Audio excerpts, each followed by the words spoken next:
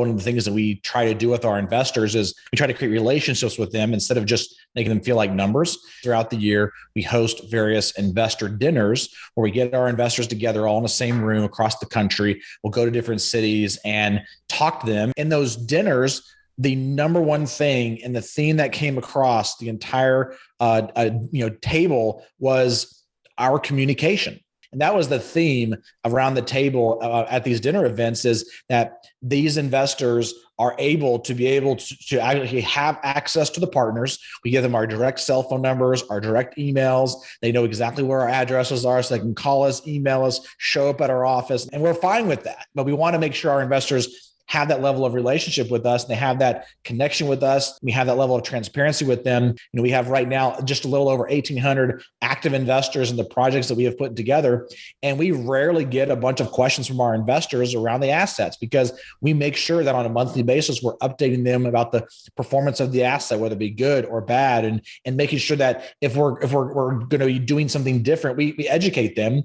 We also have a printed physical newsletter that every single one of our investors receives in the mail every month, that they can kind of hear from each one of the managing partners and other people on our team to kind of hear about how we think and how we're doing things. Maybe if we're going to move in one direction versus another, and market conditions, all of those types of things we try to communicate with our investors. And so if I was to say there's one thing and one kind of secret sauce that we do, is not that hard. It's communication, but it's so often missed when it comes to syndications.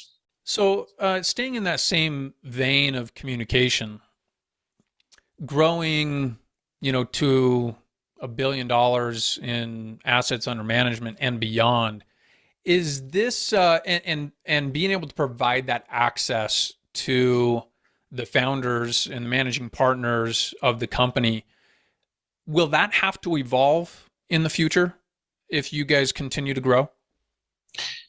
As far as the access is concerned, I would probably say no at this point, because again, our investors want to have those lifelines, but they also know that we have people that we've hired on that are team members that can help them without having to reach out to us. So none of our investors reaches out to me and says, "Hey, can you help me update my ACH information? Hey, I need to get access to my portal. Hey, I wanted to ask you a question about this deal or that deal." I mean, they know we have our investor relations team that's to help and support them. We have our investor services team. And so we have teams built out. So we rarely get those types of questions or from those investors, but we do occasionally get messages or text messages here and there from them. But I don't really feel like they're very, nuisancy, if you will. So I don't see any reason why at this point, why we would stop, unless we started to get to, maybe a couple 100,000 or maybe, 10 or 20,000 investors. And we can't handle the volume of people calling us. But even right now with 1,800 investors, I might get one text message a month and maybe 3 or 4 emails a month from investors asking, my direct feedback on something.